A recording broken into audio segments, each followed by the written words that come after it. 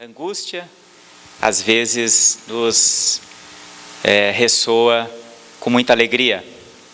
Mas, sem dúvida alguma, é um grande desafio perseguirmos e encontrarmos. Temos a satisfação hoje de termos como palestrante da noite o Thales Teixeira Júnior, que ele é trabalhador do Centro Espírita Allan Kardec de Itajaí, que vai nos falar sobre felicidade e que Jesus te intua. Muito boa noite, que a paz de Jesus ilumine a todos nós hoje e sempre. É uma grande satisfação nessa noite estar aqui e a nossa proposta é falarmos um pouco sobre felicidade, trazendo aquilo que a doutrina espírita nos oferece. É lógico, temática essa tão complexa que poderá certamente ser abordada por vários ângulos, mas esperamos que possamos chegar a uma reflexão a partir daquilo que aqui vamos ver. Inicialmente, eu convido a todos para fazer uma breve reflexão de como nós estamos nos sentindo nesse exato momento. Se felizes, se infelizes, o que nos traz a essa casa? Como foi o meu dia? Minha vida está repleta de satisfações? Me sinto saciado? Ou o contrário? Um grande vazio toma conta de mim. Alguns poderão dizer, eu estou feliz. Outros poderão afirmar, não, a minha vida tem sido repleta de infelicidades e o dia de hoje não foi diferente. E outros talvez possam dizer, olha, nesse exato momento eu não estou nem feliz, nem infeliz. Estou mais ou menos normal. O que é, afinal, a felicidade? O que é isso que nós sentimos nos mais variados momentos das nossas vidas? Nos momentos em que estamos repletos de coisas positivas ou negativas. Até onde isso tem a ver efetivamente com a felicidade? Mas para falarmos em felicidade, nós temos um primeiro desafio. Descobrir aquilo que nos traz a infelicidade. Talvez conceituarmos felicidade de uma forma muito superficial seja fácil. Talvez entendermos aquilo que acreditamos nos deixar felizes seja fácil. Mas muitas vezes não nos atemos a descobrir aquilo que nos deixa infeliz, já que eu posso estar feliz, como eu posso estar infeliz, ou mais ou menos. Mas eu posso estar infeliz, e isso não significa necessariamente a ausência de felicidade, mas sim, esse estado que me deixa infeliz, ele poderá ter causas próprias. Vivemos e aprendemos isso de uma maneira muito profunda na doutrina espírita, através de explicação muito lógica, através de relatos, através do desenvolvimento da fé raciocinada, que vivemos num mundo de provas e expiações atualmente aqui no planeta Terra. É uma das classificações, seria a segunda classificação dos mundos. Já passamos pela fase em que a Terra se caracterizava como um mundo primitivo, em que vigorava aqui apenas a questão instintiva, ou seja, o homem, a espécie humana que aqui reencarnava, se preocupava tão somente em sobreviver, obter comida, se livrar das feras, se abrigar do frio, se refrescar do calor. E já passamos desta fase, através do desenvolvimento da intelectualidade, e vivemos num mundo de provas e expiações. Um mundo caracterizado pela qualidade dos espíritos que aqui reencarnam. Espíritos que estão nos primeiros passos na caminhada evolutiva essa que finda com a conquista da condição de espírito puro. Espírito puro como Jesus, nosso grande modelo, nosso grande guia nesta transição evolutiva. Mas nos encontramos aqui num mundo de provas e expiações, onde o mal, decorrente da imperfeição, ainda prepondera.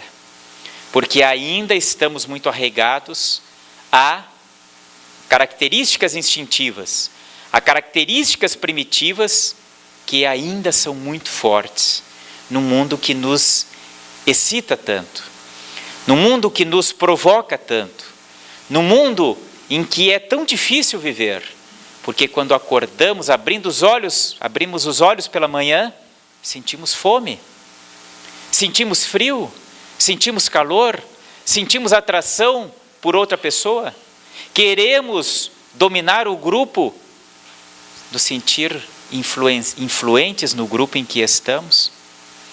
Isso tudo faz parte de uma característica ainda muito instintiva que todos nós trazemos.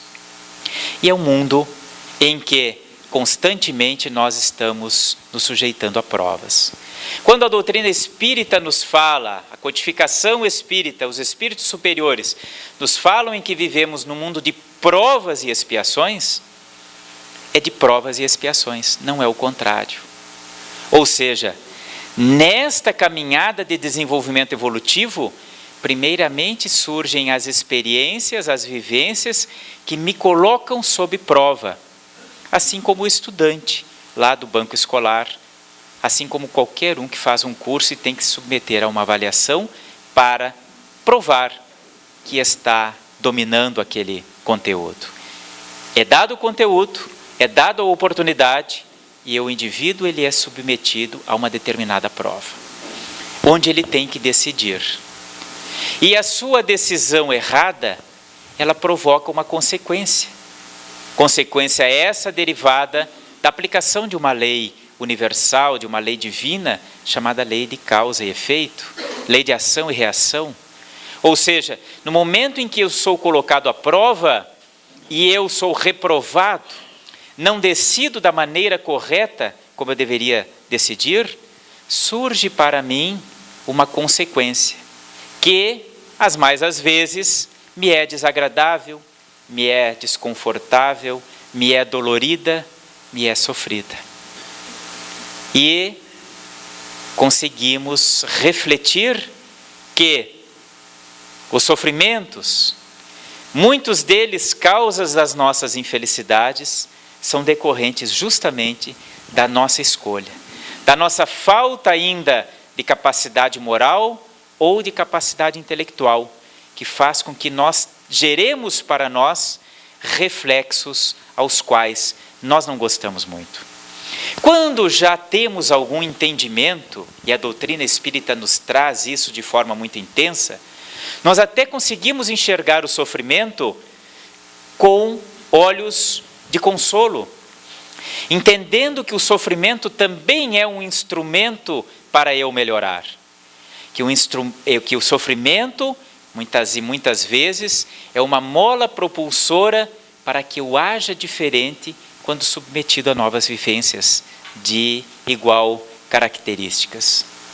A partir do sofrimento eu descubro que infringir a lei, infringir uma lei divina, me é caro, me custa caro, me custam lágrimas, me custam tormentos que eu não gostaria de passar novamente.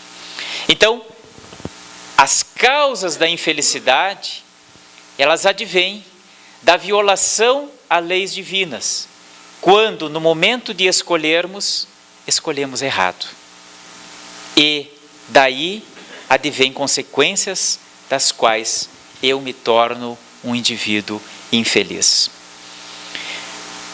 Toda decisão, ela dependerá sempre do grau de consciência daquele que decide.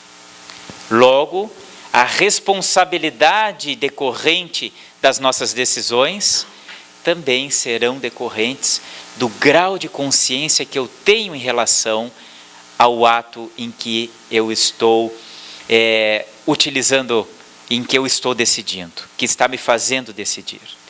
Ou seja, quanto mais conscientes nós formos, maior será a nossa responsabilidade.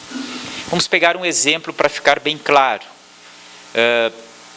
Para um indivíduo que nasce em uma tribo indígena, lá no interior da Amazônia, determinados hábitos, determinados costumes, que para nós poderiam ser caracterizados como crime, para eles talvez seja completamente diferente.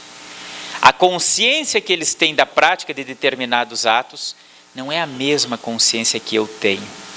Portanto, ele talvez não terá qualquer responsabilidade por um ato que, sob a minha avaliação, seria reprovável. Vamos pegar um outro exemplo doméstico. Se eu tenho um filho de 2 anos, e esse filho vai lá e pega o meu aparelho de celular e, brincando, ele resolve jogar esse aparelho na parede. Ele não tem efetivamente a efetiva consciência daquilo que ele está fazendo. Ele não sabe que ele está danificando um aparelho, muitas vezes bastante caro, um aparelho que é útil naquele momento. Eu não vou punir o meu filho de 2 anos pelo que ele fez, assim como eu puniria ou reprovaria se o meu filho já tivesse 8 anos, 10 anos, 15 anos, 20 anos. Porque o grau de consciência dele é completamente diferente. Quantos de nós que já temos filhos, ou já tiveram filhos, não é? Já passaram por aquela experiência da criança pequena que vem e, tentando se apoiar na mesa, puxa a toalha e leva tudo que estava em cima da toalha para o chão e quebra tudo. Que puxou o aparelho de controle remoto, caiu e quebrou. Quantos de nós fomos duríssimos com os nossos filhos? Se fomos, hoje até temos a consciência pesada, porque hoje sabemos que ele não tinha a consciência daquilo que estava fazendo. O espírito é a mesma coisa. Não será cobrado de forma veemente, de forma dura, daquele que ainda está nos primeiros passos da sua caminhada evolutiva. Ao contrário, aquele que já adquiriu o conhecimento, muito será cobrado. Que isso não seja, sempre frisamos isso, quando falamos da consciência, um desestímulo para que continuemos a estudar a doutrina espírita, porque sabemos o quanto ela abre a nossa consciência, o quanto o conhecimento que a doutrina espírita nos traz permite que nós tenhamos uma visão diferenciada da vida, que nós consigamos fazer uma reflexão das consequências dos nossos atos, não só nesta encarnação, mas as consequências dos nossos atos ecoando no plano do mundo espiritual, ecoando, refletindo em outras existências. Então sabemos o quanto são abrangentes os nossos atos, as nossas decisões, e o quanto esta consciência também reflete nas nossas decisões, no nosso grau de responsabilidade. Mas falamos um pouco sobre as causas da infelicidade e podemos frisar que elas estão na infringência às leis divinas e no grau de consciência que nós temos quando infringimos essas leis. Mas o que é isso que nós sentimos e que muitas e muitas vezes nós dizemos que é felicidade? O que é isso que nos invade, que toma conta de nós, que muitas vezes nos provoca euforia, nos provoca alegria, nos provoca uma sensação de bem-estar? Quando eu consumo a bebida alcoólica que eu gosto e sinto aquela coisa na hora, muitas vezes eu digo que eu estou feliz e eu enxergo todo mundo meu amigo, e eu enxergo todo mundo companheiro, e eu enxergo a vida mais fácil, porque eu estou num estado alterado de consciência. Será que aquilo ali é a felicidade? Quando nós vamos para as festas de outubro e nos deixamos envolver por aquele clima de alegria, será que efetivamente aquilo é felicidade? Será que quando eu encontro na minha relação amorosa a grande paixão da minha vida, a minha cara metade, talvez a minha alma gêmea, como alguns conceituam, eu posso dizer que naquele momento eu encontrei a verdadeira felicidade. O amor que eu tenho pelo meu filho, será que ela realmente é a essência da felicidade? Ou a felicidade está quando encontramos ou reencontramos a juventude? Ah, eu sou feliz porque eu consigo manter a minha aparência física boa. Eu sou feliz porque eu sou jovem. Ou eu já fui feliz porque eu era mais jovem. Lá sim, quando eu tinha 18 anos, 20 anos, 40 anos, eu era muito feliz, porque eu era jovem. Eu encontrei o elixir da felicidade, da juventude, e voltei a ser feliz. Paguei o melhor cirurgião plástico e voltei a ser feliz. Quantas e quantas depositam a sua pseudo-felicidade na aparência externa que tanto perseguem em reconstituir ou em manter? Ou será que a felicidade é o exercício do poder? Finalmente, agora, eu conquistei a posição de chefe, de líder do grupo. Eu finalmente agora sou o chefe de família. Finalmente agora eu tenho a secretária do lar para mandar em alguém. Finalmente agora eu sou o presidente da casa espírita. Ou o presidente da associação do meu bairro. E agora eu sou feliz, porque agora eu posso dizer como as coisas vão funcionar. E fazer do meu jeito. Agora eu consigo influenciar as pessoas. Quantas e quantas pessoas perseguem isso incansavelmente, pela realização do desejo de poder influenciar ou comandar as pessoas. Ou a felicidade está na conquista dos bens materiais, na realização da compra da casa própria, na realização de ter uma reserva no banco, na realização de poder vestir o que quer, andar no veículo que pretende, viajar para onde quiser. Aí está a felicidade. Quantos de nós passamos uma vida inteira abrindo mão do nosso lazer, abrindo mão do trabalho, abrindo mão da nossa família, em busca da construção de uma estrutura material, porque esse era o nosso sonho de felicidade, esse era o nosso sonho de realização. E será que quando chegamos lá, efetivamente, nós encontramos isso? Eu pergunto, quando nós adquirimos a nossa casa, colocamos o carro na garagem, o cachorro no quintal, a minha conta na poupança, e eu sento em frente à minha casa, eu posso até sentir uma realização, mas será que isso se aproxima do que é a verdadeira felicidade? Ou a felicidade estaria em vivências, em viver determinadas experiências que nos provocam algumas sensações? Conquistar o alto de uma montanha, chegar na raia, na competição, em primeiro lugar, fazer a viagem dos meus sonhos, conhecer o lugar que eu sempre quis conhecer. Muitas e muitas pessoas trabalham uma vida inteira em busca desse tipo de realização. E quando elas acontecem, muitas e muitas vezes fica um grande vazio para trás, porque na verdade não se encontrou aquilo que gostaria.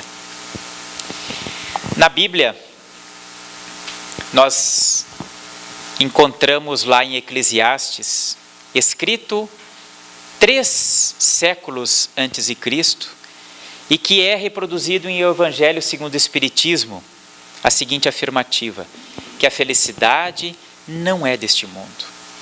Nós já verificamos que a infelicidade é fácil de alcançar aqui, né? Basta que infringamos as leis divinas. Citamos aqui algumas das nossas vivências, as nossas conquistas, enfim, e que muitas vezes verificamos que não é aquilo que nos traz a felicidade. E ainda, de presente, para jogar pá de cal na nossa expectativa de sermos felizes, encontramos essa afirmativa que nos é replicada em um Evangelho, que nos fala que a felicidade não é deste mundo. E aí vem os espíritos da codificação, os espíritos superiores, nos dizendo que essa afirmativa de que a felicidade não é deste mundo, nada mais é do que uma constatação da fase em que vivemos atualmente no nosso planeta Terra. Um planeta de provas e expiações. Um planeta onde a imperfeição ainda prepondera, onde o mal ainda prepondera, onde as dificuldades são muito grandes, onde a experiência com esse meio material grosseiro, que nos provoca fome, frio, calor, que nos instiga a todo momento da nossa vida a nos mexermos, porque senão faleceremos por inanição, faleceremos de frio, faleceremos, enfim, agredidos por alguma coisa. É um mundo que nos provoca a nos movimentarmos constantemente, mas também é um mundo que, a partir dessas provocações, nos projeta como uma mola rumo à evolução espiritual. Se não tivéssemos fome, se não tivéssemos frio, se não fôssemos regidos pela lei de conservação, provavelmente nós não passaríamos dos primeiros dias de vida, porque nós sequer choraríamos em busca do leite materno que é necessário para a sobrevivência do bebê. A mãe alimenta o seu filho recém-nascido porque ele chora, porque ele tem fome. É o primeiro grito na luta que se estende por anos a fio pela sobrevivência nesse meio grosseiro. Agora, o que essa mola impulsionadora nos provoca? Nos faz nos movimentar para termos condições de vidas melhores nesse mundo tão adverso. Nós queremos ter o nosso ambiente seguro para abrigarmos a nossa família, nós queremos ter a nossa despensa cheia para matarmos a nossa fome, nós queremos ter um meio de transporte melhor para podermos nos locomover mais fácil, nós queremos ter o conforto do dia a dia, nós queremos ter o aparelho para nos comunicar com aqueles que nos são caros. E nós precisamos o quê? Trabalhar para conquistar esses bens materiais aqui, diminuir as nossas necessidades, criarmos as facilidades que nos tornam uma vida melhor. E para trabalhar, para viver neste meio, nós precisamos nos aperfeiçoar, nos capacitar, desenvolvermos o nosso lado intelectual. Em contraponto, nós queremos também nos relacionar melhor com os nossos semelhantes. Nós queremos ter amigos, nós não queremos ter adversários, nós queremos ter momentos de alegria com aqueles que nos cercam. Nós vamos, a partir daí, desenvolvendo o outro lado, a outra asa da evolução do espírito que alça voo nesse caminho evolutivo, que é a evolução moral, que é o desenvolvimento de sentimentos nobres. Dentre as asas do desenvolvimento intelectual, do conhecimento, e a asa do desenvolvimento moral dos sentimentos, o espírito consegue finalmente alçar o voo na caminhada evolutiva rumo à condição de espírito puro. Então todas essas adversidades, elas fazem parte do nosso dia a dia, elas são necessárias para o nosso desenvolvimento. Quando fomos criados espíritos simples e ignorantes, lá, enquanto éramos ainda apenas princípio inteligente universal ou princípio espiritual, nós tínhamos apenas potencialidades. Ou seja, nós detínhamos ali a capacidade de nos desenvolver em N aspectos. Assim é como a semente. Uma semente não é uma árvore. Uma semente é uma semente. Mas dentro daquele pequeno grão, existe uma grande capacidade de se desenvolver, não é isso? De uma pequena semente, colocada sobre determinadas circunstâncias, nós vamos vendo um caule crescendo, raízes se desenvolvendo, folhas, frutos, enfim. Tudo aquilo estava contido em uma pequena semente. Assim é o Espírito. Uma pequena semente, cheia de potencialidades a serem desenvolvidas. Mas assim como como a semente precisa da terra, precisa do sol, do calor do sol, precisa da umidade, da água, ou seja, de meios adversos que farão com que essa semente brote, o Espírito também precisa do elemento grosseiro, da matéria. O Espírito precisa do contato com esta matéria grosseira, porque aí ele será submetido a determinadas circunstâncias que farão com que essas potencialidades se desenvolvam. Isso aconteceu lá, quando não éramos nem Espírito, éramos apenas princípio inteligente, cheio de potencialidades, e fomos experienciando nos diversos reinos, até chegarmos a uma determinada bagagem, a capacidade de desenvolvermos o raciocínio, a razão, onde a inteligência já não era tão fragmentária. E a partir dali, com o auxílio dos benfeitores espirituais, nós começamos a nossa caminhada como espíritos, continuando a desenvolver essas potencialidades. Vou pegar um exemplo muito interessante. Quando nós agregamos, ou melhor dizemos, desenvolvemos a potencialidade instintiva no princípio inteligente, e estagiando no reino animal, nós começamos a desenvolver o instinto materno, que é muito forte, especialmente nos mamíferos, e mais ainda nas espécies superiores do reino animal. Vamos pegar ali, não é, os primatas, né, os chimpanzés, os orangotangos, os gorilas. A gente vê claramente o instinto materno se revelando ali. Nós estamos vendo, assistindo o desenvolvimento de uma potencialidade muito importante. Porque a partir do instinto da maternidade, que se replica também, que é vivenciado também na espécie humana, nós temos a grande mola propulsora do desenvolvimento do sentimento mais nobre, que é o amor. Vejam só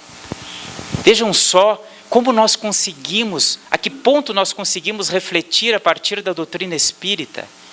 Porque aquilo que nós enxergamos num animal que cuida a sua cria, nós vamos ver na mãe através do que a gente chama de amor materno.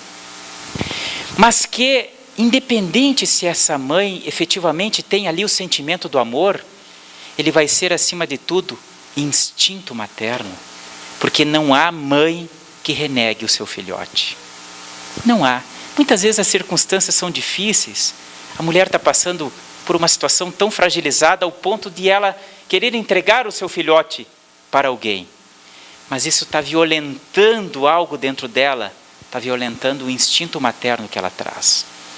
E não precisa, não é, ser um espírito com características femininas para vivenciar isso. Espíritos que reencarnaram muitas e muitas vezes em corpos masculinos e que trazem a característica masculina, quando reencarnam num corpo feminino, vão sentir a mesma coisa, porque isso é instintivo. Mas o instinto materno, que talvez seja o que mais próximo nós temos aqui no planeta Terra do que seja o verdadeiro amor, é a grande mola propulsora para encontrarmos o verdadeiro conceito, a verdadeira experiência no que seja o verdadeiro amor. partir do momento em que nós vamos desenvolvendo esse instinto, que hoje é pelo nosso filhote, pela nossa cria, pelo nosso filho, mas amanhã será por aqueles mais chegados na minha família, depois de amanhã será por aqueles que integram o meu grupo, e mais à frente ainda será por qualquer um da humanidade. A capacidade de amarmos independente de quem o outro é, de quem o outro tem. Esse grande sentimento, o sentimento mais nobre, ele começa através da potencialidade que se manifesta aos nossos olhos como um instinto materno. Muito bem, se aquilo que falamos, relações amorosas, vivências, conquistas de bens materiais, conquista do poder, não é felicidade, não encontramos ali a felicidade, o que é isso que nós vivenciamos? O que é isso que nós sentimos durante aquele momento, durante essas experiências, que nos realiza, pelo menos por determinados instantes? Será que confundimos a felicidade com o prazer? Será que quando consumimos algo, uma substância química que altera o nosso estado de consciência, que me deixa muito alegre, muito feliz, entre aspas, nós não estamos vivenciando tão somente o prazer que aquela substância química produz no meu corpo? Será que quando chegamos a determinadas conquistas e produzimos a nossa química corporal de forma mais intensa, a nossa adrenalina e outras substâncias, será que eu não estou vivenciando tão somente um ato de prazer, uma experiência prazerosa, a qual muitas e muitas vezes eu digo que é felicidade? E me acomodo com aquela circunstância, porque eu digo, bom, o conceito que eu tenho de felicidade é esse. Então, eu preciso incessantemente estar buscando aquilo. Quantas pessoas se sentem bem praticando a corrida na rua e eles precisam correr todo dia, porque isso parece que se eles não correr num dia dá uma crise de abstinência. Quantas e quantas pessoas têm a sua crise de abstinência quando não consomem a sua substância alcoólica, a sua substância ilícita? Quantas e quantas pessoas têm as suas crises de abstinência e a sua infelicidade quando não praticam o sexo, quando não se relacionam com outras pessoas, quando não exercitam o poder? E elas precisam, a todo momento, estarem buscando e buscando e buscando, porque, na verdade, aquilo nunca os satisfaz. Para entendermos um pouco essa diferença entre prazer e a verdadeira felicidade, é importante nós frisarmos de uma forma bem breve as fases da evolução para o espírito. Lá, simples e ignorante, nós conseguíamos desenvolver apenas instintos. Ou seja, aquelas características mínimas para nos mantermos vivos nesse meio tão adverso em que nos encontramos. A partir daí, na experiência com a matéria, esse princípio inteligente, esse princípio espiritual, começa a desenvolver a capacidade de ter sensações. A sensação que a chuva provoca, a sensação que os raios do sol provocam, vai desenvolvendo funções, a função da reprodução, enfim, vamos conseguindo reagir a determinados estímulos. Mais evoluído um pouco, nós desenvolvemos a capacidade de nos emocionar, positivo ou negativamente. Nos emocionamos quando recebemos um afago, um carinho, ao mesmo tempo que nos emocionamos negativamente, reagindo, quando estamos sujeitos a uma adversidade. E por fim, nesta caminhada já agora do espírito, nós temos então o desenvolvimento de sentimentos. Dentre esses sentimentos, temos uma gama de sentimentos nobres, que é efetivamente a bagagem que todos nós perseguimos. Mas nesta caminhada, nessas fases da evolução do espírito, onde passamos por instintos, onde passamos por sensações e onde passamos pelas emoções, nós podemos dizer que quanto mais o espírito se desenvolve, quanto mais ele se aproxima à condição de espírito puro, menos características vão ficando essas determinadas fases. Menos instintivo o espírito vai ser, menos sensorial ele será. Quanto mais nos aproximamos da condição de espíritos puros. Então podemos dizer que essas fases na caminhada do espírito, elas são transitórias, enquanto que o desenvolvimento de sentimentos nobres caracterizam uma fase perene, uma fase permanente na nossa condição espiritual. Dentre esses sentimentos nobres, nós destacamos o sentimento maior, que é justamente o sentimento do amor, aquele que reúne todos os demais, que é permanente.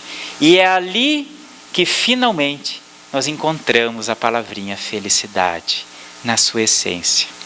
A relação entre o desenvolvimento de sentimentos nobres, o desenvolvimento do amor, está ligado diretamente à capacidade de vivenciarmos o que seja efetivamente a felicidade.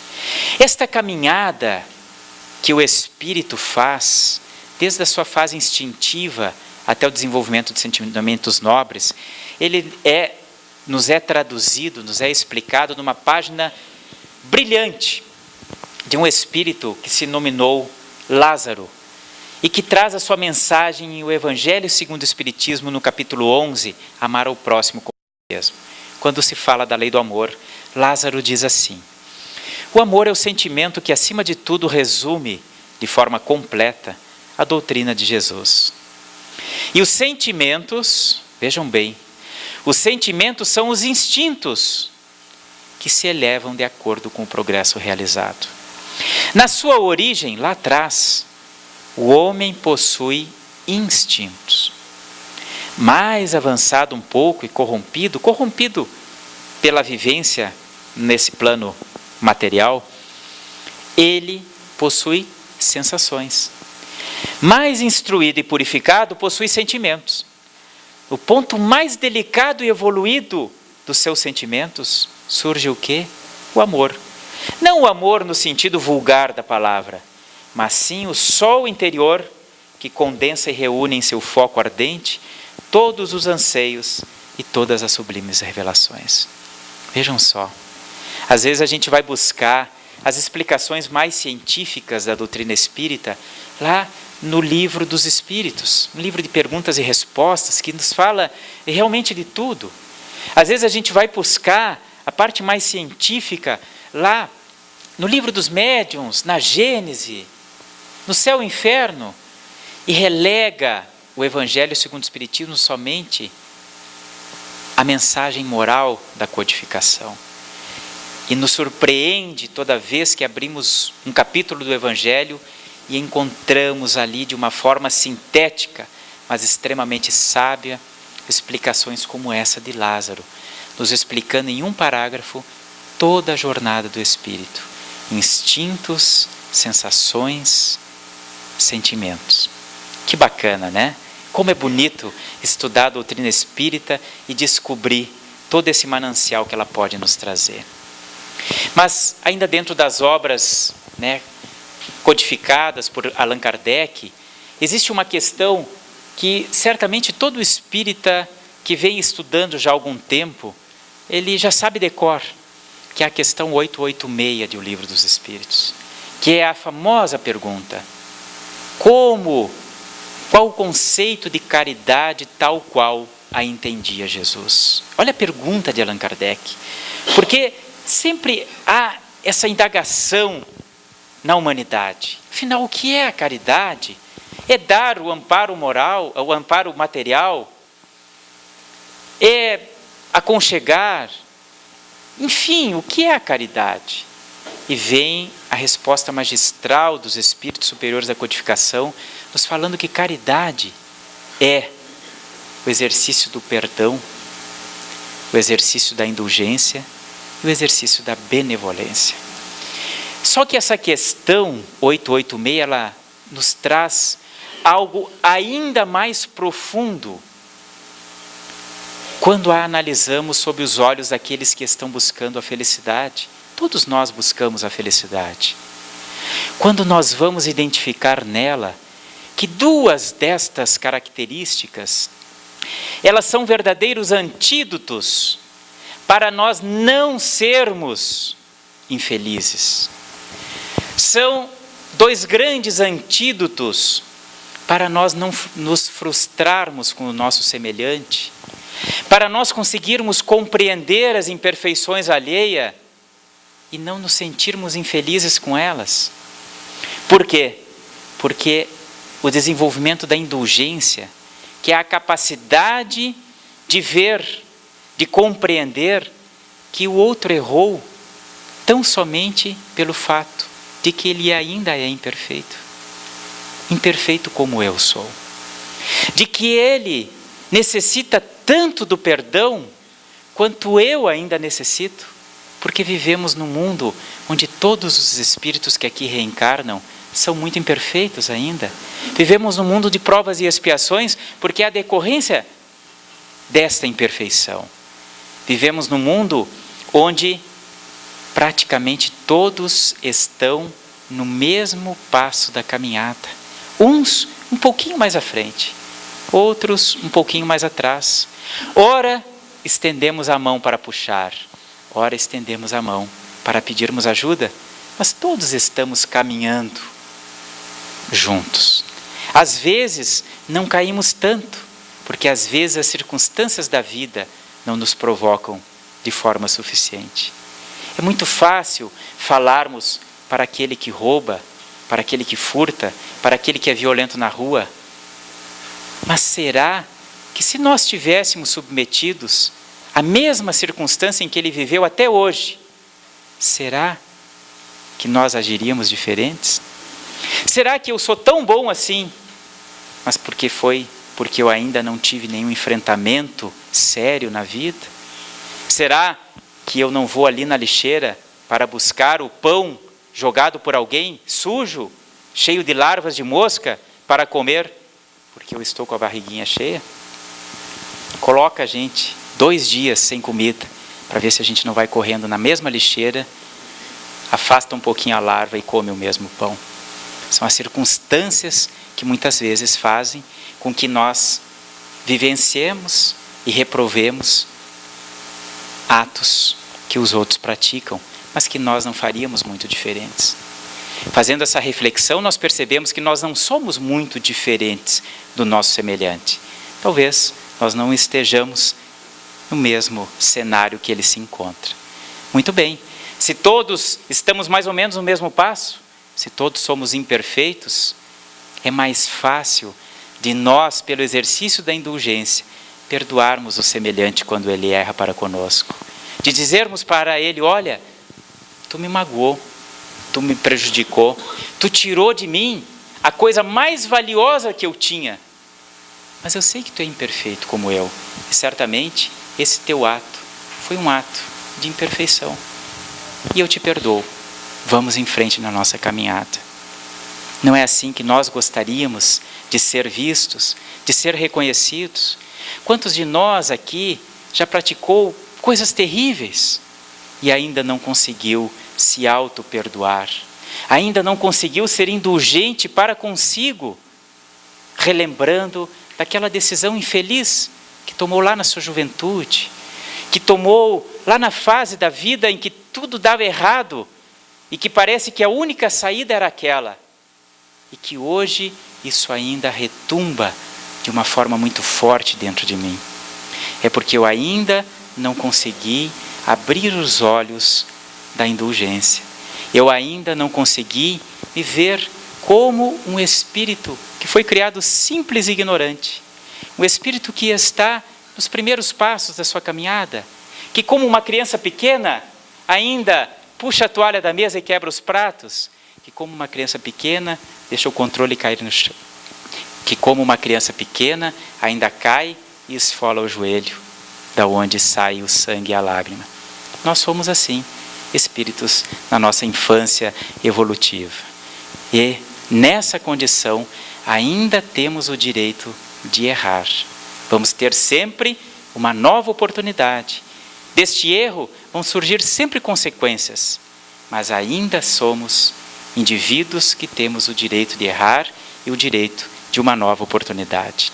Então, é muito importante isso. Essa questão 886 é de uma magnitude, porque ela nos propõe sermos mais indulgentes e perdoarmos mais. E a indulgência, ela faz uma coisa muito importante, ela nos permite algo muito importante, que é esperarmos menos dos nossos semelhantes. Quantas vezes as causas das nossas infelicidades é o desgosto com o filho que não seguiu o caminho que a gente gostaria. A causa da nossa infelicidade é o meu cônjuge que não é do jeito que eu gostaria. A causa da minha infelicidade é o meu chefe, o meu subordinado, que não é do jeito que eu gostaria. É o Brasil, que não é o país que eu gostaria. A casa espírita, que não é a casa que eu gostaria. E como não é do jeito que eu gostaria, porque tudo isso é imperfeito, porque tudo isso é resultado de atos de espíritos imperfeitos, eu me frustro. A minha expectativa não é realizada, não é alcançada. E eu me frustro e me torno infeliz. Vejam só, vejam que interessante.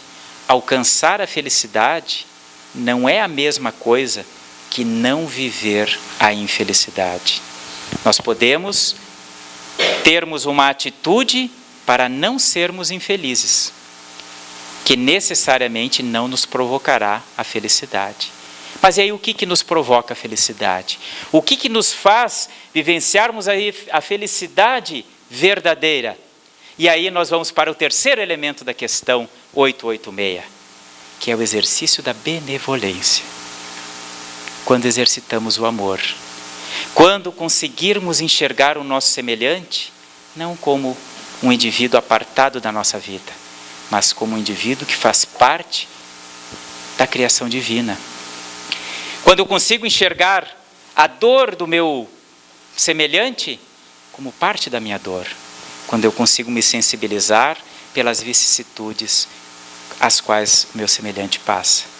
E eu, através do exercício da benevolência, vou ao encontro desse indivíduo que sofre, diminuindo o seu sofrimento, alcançando o ombro amigo, emprestando o ouvido silencioso, muitas vezes para um desabafo, muitas vezes para secar uma lágrima, muitas vezes tão somente para um abraço, tão reconfortante, que permite que a pessoa siga um dia a mais na sua vida.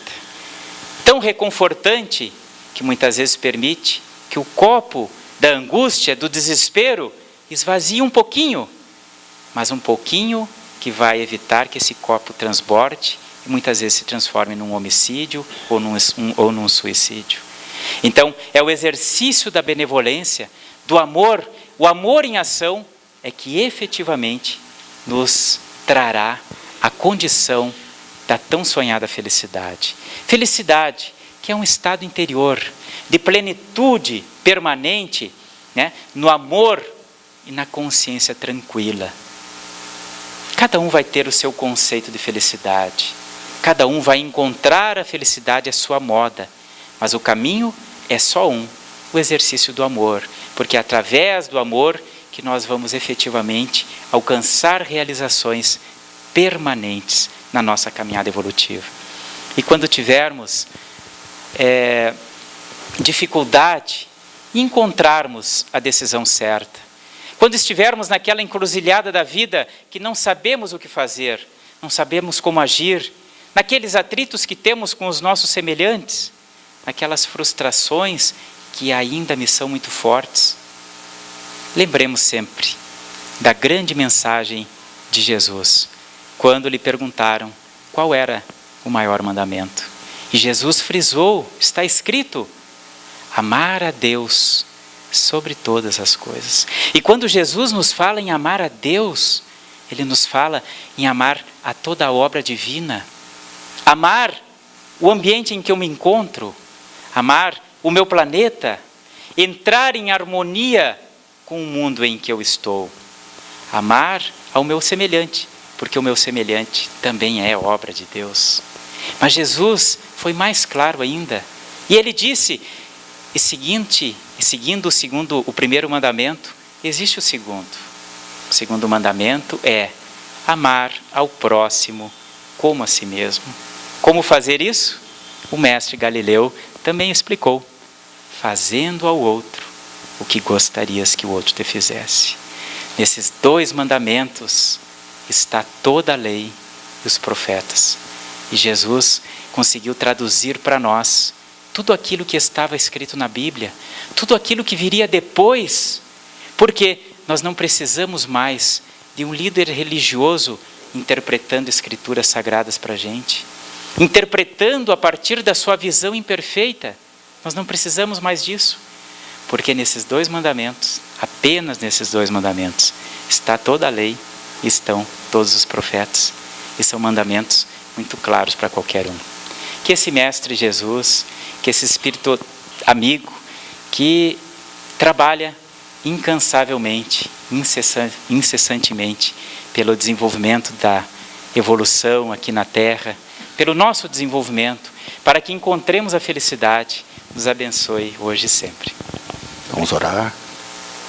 Vamos levar o nosso pensamento ao Pai.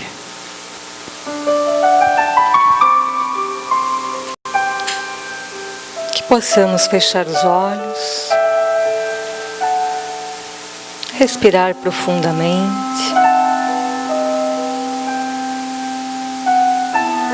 e nos lembrarmos que estamos na casa de Jesus, que nos acolhe, que nos ampara, que nos traz o alimento da alma. Tivemos muitos aprendizados nesta noite, e entre eles, o de que somos responsáveis por nossas escolhas. Queremos ser felizes, sim.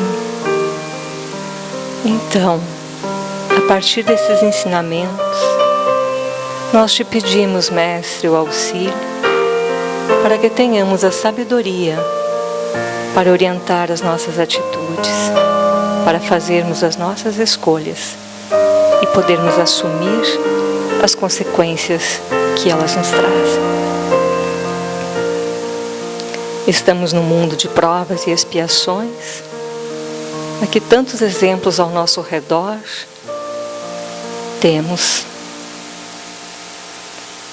Nesse ensinamento teu, Mestre, de amarmos uns aos outros e ao próximo como a nós mesmos, que nós consigamos sermos práticos neste exercício. Ou trocando as palavras, que nós consigamos praticar este seu ensinamento.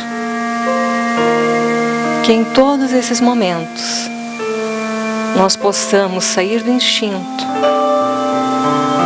termos as nossas emoções e sentimentos melhorados, para chegarmos a esse sentimento maior de amor. Nós te pedimos, Mestre, renova as nossas forças para essa caminhada. E te agradecemos, Pai, pelo imenso amor de nos dar a vida para praticarmos, para experimentarmos e para melhorarmos. Se conosco, Jesus, hoje e sempre. Que assim seja.